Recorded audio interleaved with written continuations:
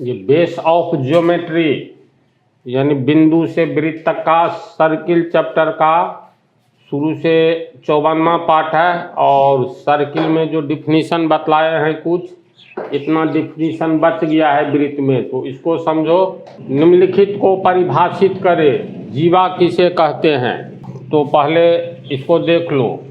जैसे ये एक सर्किल है, सी केंद्र वाला एक सर्किल है, वृत्त है, तो जीवा किसको कहेंगे।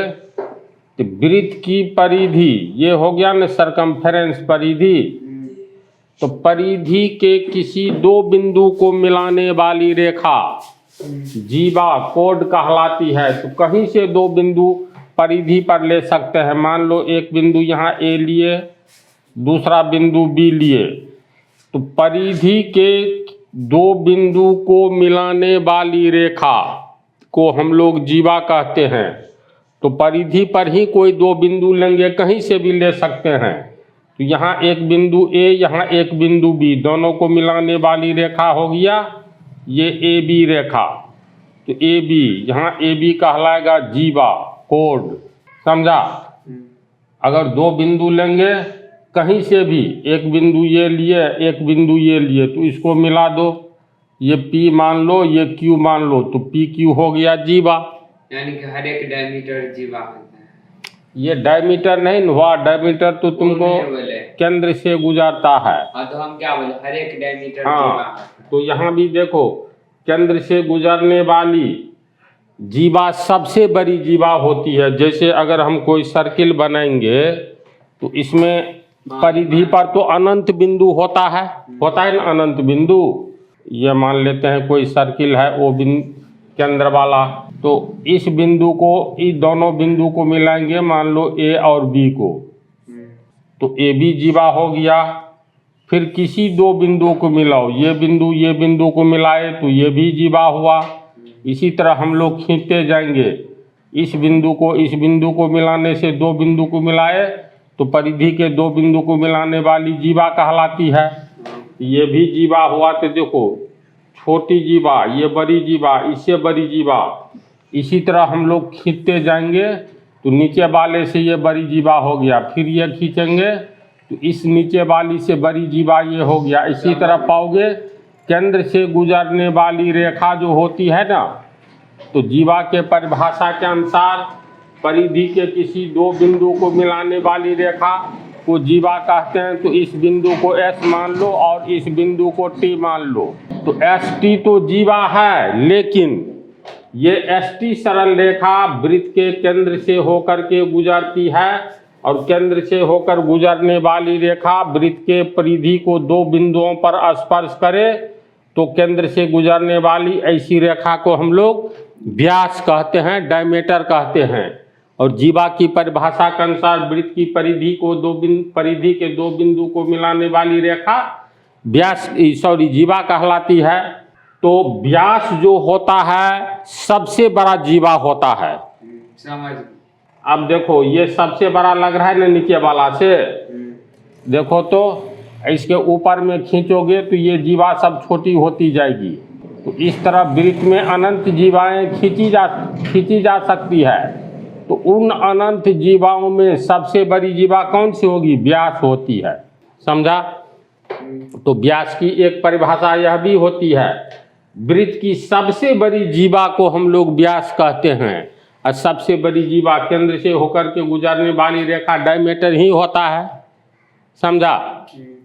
तो जीवा का परिभाषा लिखा जाए, इसको हम लिख दिए हैं। इसमें देखो सी केंद्र वाला वृत्त में परिधि के दो बिंदु ए बी को मिला रहा है, तो ए बी भी जीवा हुआ। दो बिंदु डी ई को मिलाने वाली रेखा डी ई जीवा हुआ, एफ जी जीवा, एस टी जीवा।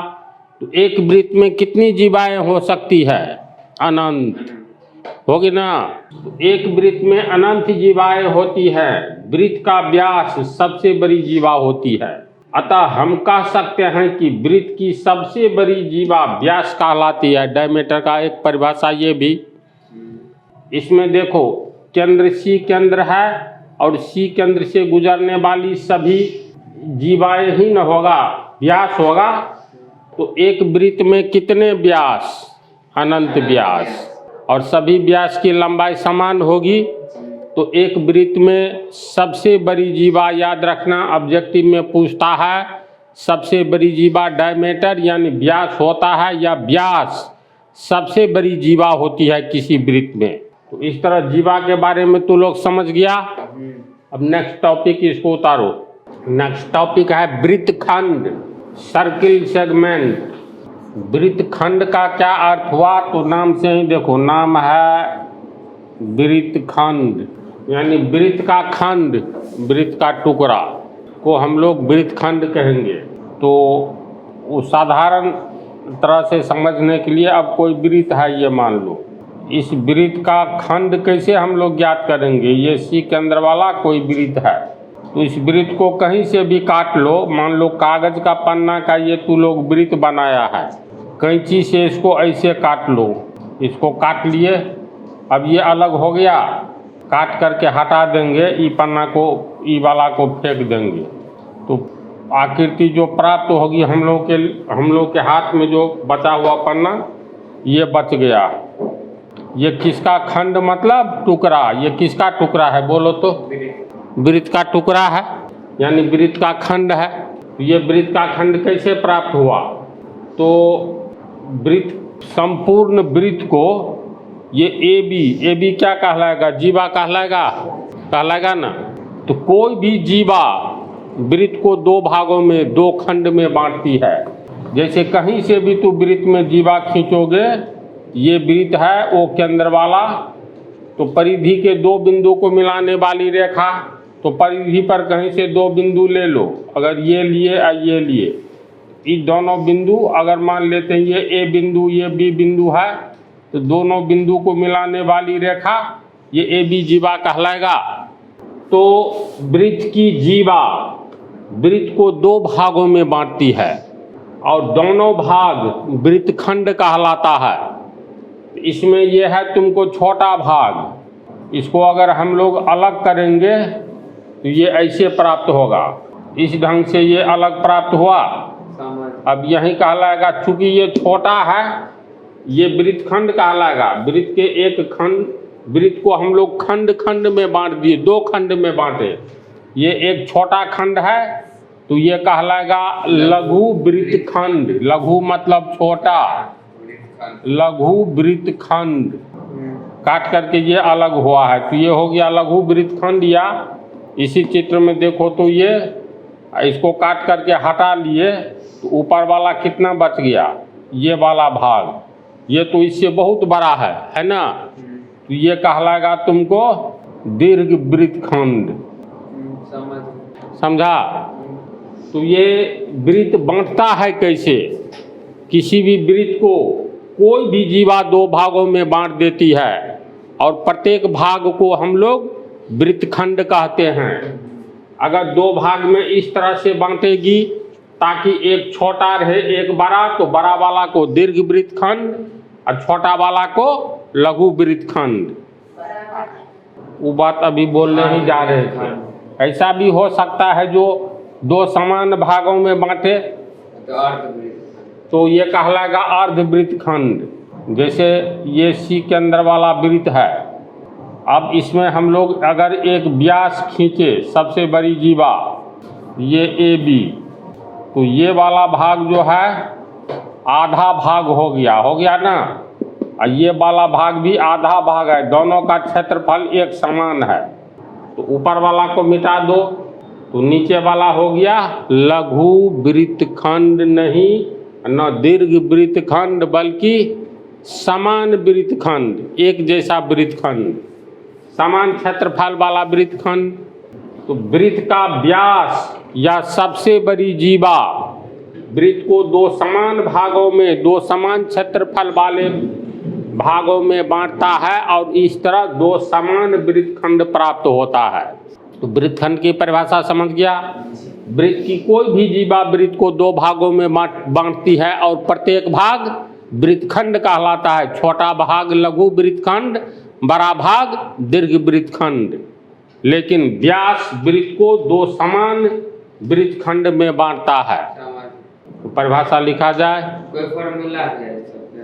उस पर तो है, पहले थ्योरी पढ़ो ना, इसके बाद अलग से लिख दिए परिभाषा। किसी वृत्त की जीवा उस वृत्त को दो भागों या खंडों में बांटती है और प्रत्येक खंड को वृत्त खंड कहते हैं। समझ गया? तो छोटे वृत्त खंड को लघु वृत्त खंड, जैसे ये देखो ए बी जीवा ओ केंद्र वाले वृत्त को दो भाग में बांटा है ना। एक तो ये छोटा खंड हो गया रंगीन वाला, और ये बड़ा, तो बड़ा वाला को दीर्घ वृत्त खंड कहेंगे, छोटा वाला को लघु वृत्त खंड कहेंगे।